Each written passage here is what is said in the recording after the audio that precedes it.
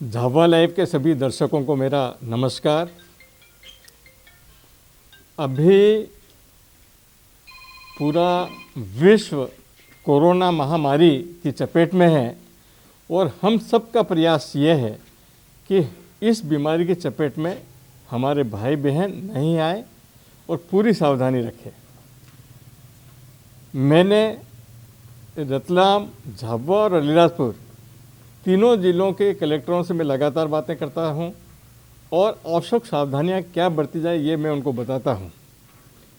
झाबुआ ज़िले के जो हमारे भाई बहन हैं और रोज़गार की तलाश में पश्चिमी बंगाल, तेलंगाना, महाराष्ट्र, गुजरात, उड़ीसा, राजस्थान ऐसे कई राज्यों में गए हैं।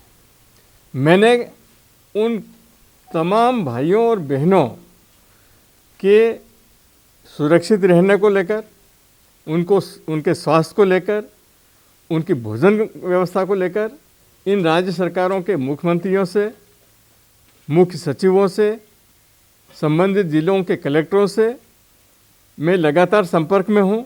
मैं चर्चा कर रहा हूँ और मेरी पूरी कोशिश ये है कि हमारे भाई बहन जहाँ भी रहे वहाँ पर किसी भी प्रकार की परेशानी नहीं हो। मैं हमारे प्रदेश के मुख्यमंत्री परम सम्माननीय शिवराज जी को भी लगातार उनसे भी बात करता हूँ, उनको भी पत्र लिखता हूँ और हमारे ज़िले की जो समस्याएं हैं उनसे मैं उनको अवगत करवाता हूँ। और हमारी कोशिश ये रहती है कि ये जो छोटी मोटी समस्याएं हैं उनका समाधान किस प्रकार से हो।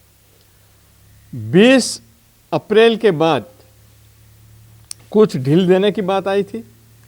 मेरे पास कई राज्यों से फ़ोन आए और हमारे लोगों ने इच्छा जाहिर की कि हम वापस आना चाहते हैं। जो लोग वापस आना चाहते थे यथासंभव हम पूरा प्रयास कर रहे हैं। हमारी सर्वोच्च प्राथमिकता है कि हमारे देश के लोकप्रिय प्रधानमंत्री परम आदरणीय नरेंद्र मोदी जी ने जो 3 मई तक लॉकडाउन बढ़ाया है हम उसका कड़ाई से पालन करें और इस अवधि में अगर कहीं छूट मिलती है तो हम मजदूरों को लाने ले जाने की व्यवस्था करेंगे। मैं आपको कल का ही किस्सा सुना रहा हूँ कि हमारे कुछ लोग बाहर से आए थे। हमने कल शाम को उनका स्वास्थ्य परीक्षण करवाकर उनको उनके घरों तक छुड़वाया, उनके भोजन की व्यवस्था की, सभी प्रकार की व्यवस्था की। मैंने मुख्यमंत्री जी से एक अनुरोध ये किया कि 20 अप्रैल के बाद मनरेगा के कार्य चालू होंगे, फैक्ट्रियां चालू होगी और केंद्र शासन छूट देगा। ऐसी छूट की अवस्था में हमारे झाबुआ ज़िले में अन्य राज्यों से हमारे जो भाई बहन गए हुए हैं वो वापस आएंगे और उनकी संख्या बड़ी संख्या में होंगे। मैंने विशेष रूप से जिक्र किया कि गुजरात में हमारे 30,000 से अधिक भाई बहन हैं।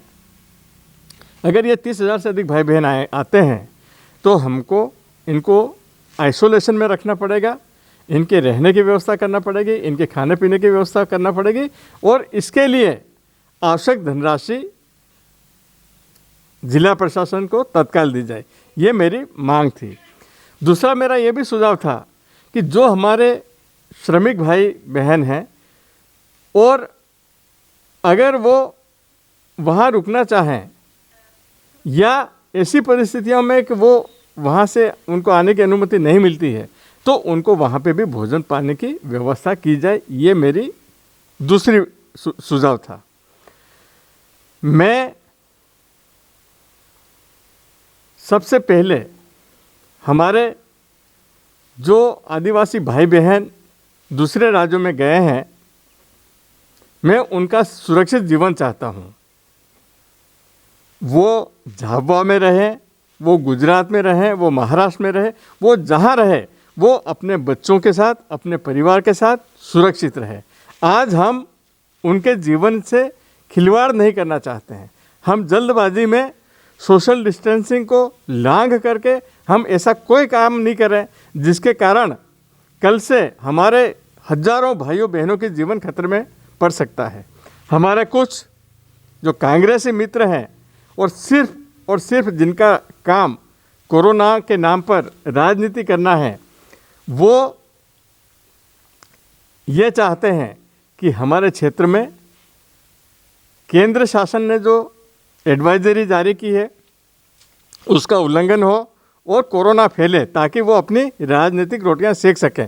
तो मैं उन तमाम हमारे मित्रों से अनुरोध ये करना चाहता हूँ कि ये समय अपनी राजनीतिक रोटियां सेकने का नहीं है।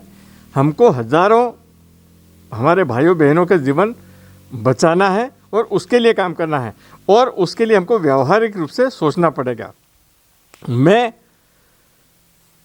इतना जानता हूँ कि हमारा झाबुआ, रतलाम और अलीराजपुर का जो विशेषकर जनजाति समाज के हमारे भाई बहन हैं,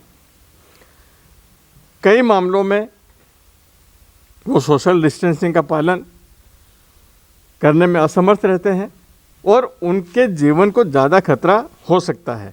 तो हमको ये बात भी ध्यान में रखना है। मात्र यह कहकर कि हम उनको वापस लाना चाहते हैं, तो आप वापस ला करके उनके जीवन को खतरे में डालना चाहते हैं। आज हम नहीं समझते कि हम एक दूसरे के जीवन को बचाने में लगे हुए हैं। मैं प्रतिदिन बात कर रहा हूँ। मैं महाराष्ट्र, गुजरात, राजस्थान, कर्नाटका, उड़ीसा और पश्चिमी बंगाल तक में जो हमारे लोग गए हैं, मैं लगातार प्रतिदिन उनसे बात कर रहा हूँ और जितना संभव हो सके उतनी सहायता कर रहा हूँ। तो मैं यही कहना चाहता हूँ कि हमारे आदिवासी भाई बहन जहाँ भी रहे, सर्वोच्चता से उनका जीवन सुरक्षित रहे, और दूसरा, जब हमारी परिस्थितियाँ अनुकूल बनेगी तो हम सभी भाइयों बहनों को जो जहाँ भी है वहाँ से हम वापस अपने घर पर ज़रूर लाएंगे।